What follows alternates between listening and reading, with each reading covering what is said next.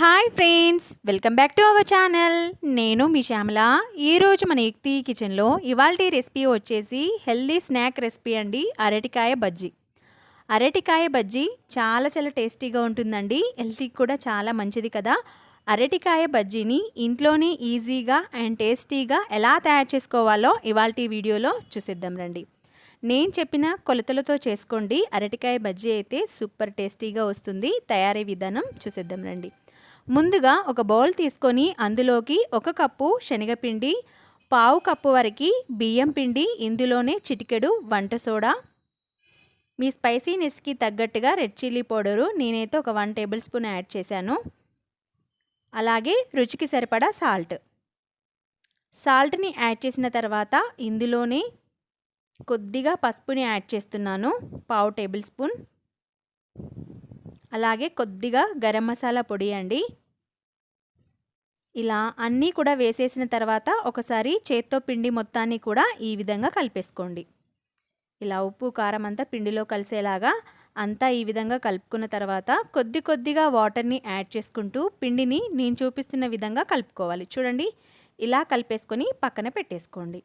ఇప్పుడు అరటికాయ చూపిస్తున్నాను చూడండి, ఒకటైతే తీసుకున్నాను. ఈ విధంగా సైడ్స్ కట్ చేసేసుకొని దీనిపైన ఉన్న పొట్టు తీసేసుకోవాలి. ఇలా పొట్టు తీసేసుకున్న తర్వాత ఒక గిన్నెలోకి సాల్ట్ వాటర్ని తీసుకోండి. ఇప్పుడు నేను చూపిస్తున్న విధంగా ఒకసారి మధ్యలోకి కట్ చేసేసుకొని ఇలాగే చాకుతో చిన్న చిన్న పీసెస్ లాగా కట్ చేసుకోవచ్చు. నా దగ్గర ఈ విధంగా చేసుకోవడానికి ఉందండి, ఆలు చిప్స్ చేసేది. సో దీంతో అయితే నేను చిన్న చిన్న పీసెస్ లాగా కట్ చేసేస్తున్నాను. ఈ విధంగా అయితే వస్తాయి. ఇలా చేసిన ముక్కలని సాల్ట్ వాటర్లోకి వేసుకోండి, ఎందుకంటే చాలా త్వరగా నల్లబడిపోతాయి. ఇందాక మనం కలిపి పెట్టుకున్నాం కదా శనగపిండిని, అది తీసుకొని అందులోకి ఈ బనానా పీసెస్ అన్నింటిని కూడా వేసేసుకోండి. ఒకే బనానాతో చాలా బజ్జీలు వేసుకోవచ్చండి. ఈ విధంగా సరిపడా పీసెస్ని వేసేసుకొని ఒకసారి పిండిలో అంతా డిప్ చేసేసుకోండి.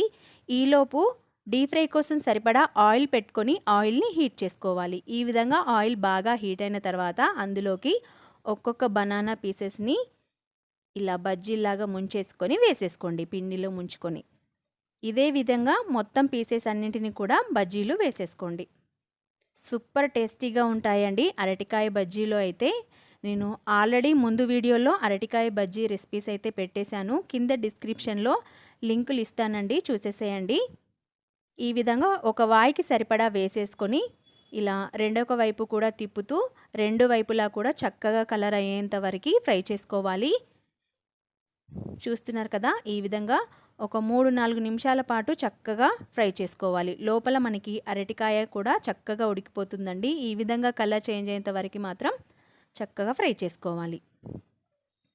చూస్తున్నారు కదా, ఇక్కడ మనకి కలర్ అయితే చేంజ్ అయిపోయాయి. సో ఆయిల్లో నుంచి తీసేసుకొని ఇలా ఒక ప్లేట్లోకి వేసేసుకోండి.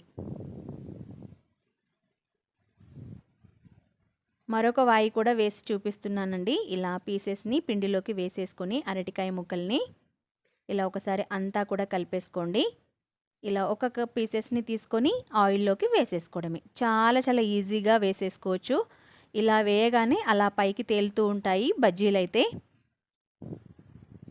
చూసారు కదా, నేను వంట సోడా కూడా ఎక్కువ వేయలేదు, జస్ట్ అలా చిటికడైతే వేసానండి. ఎక్కువ వంట సోడాను కూడా వాడొద్దంటారు కదా. ఈ విధంగా బజ్జీలని ఒక వాయికి సరిపడా వేసేసుకోండి. ఇలా మొత్తం బజ్జీలన్నింటినీ వేసిన తర్వాత చూపిస్తున్నాను చూడండి. ఇలా అన్నీ కూడా వేసేసిన తర్వాత రెండో వైపు కూడా తిప్పేసుకొని రెండు వైపులా కూడా చక్కగా ఈవెన్గా ఫ్రై అయ్యేలాగా చూసుకోండి.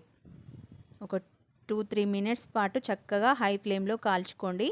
అప్పుడు మనకి బజ్జీలు అనేవి రెడీ అయిపోతాయి. చూడండి, ఈ విధంగా కలర్ మారిన తర్వాత ఆయిల్లో నుంచి తీసేసుకొని ఇందాక మన ప్లేట్లోకి వేసేసుకోండి.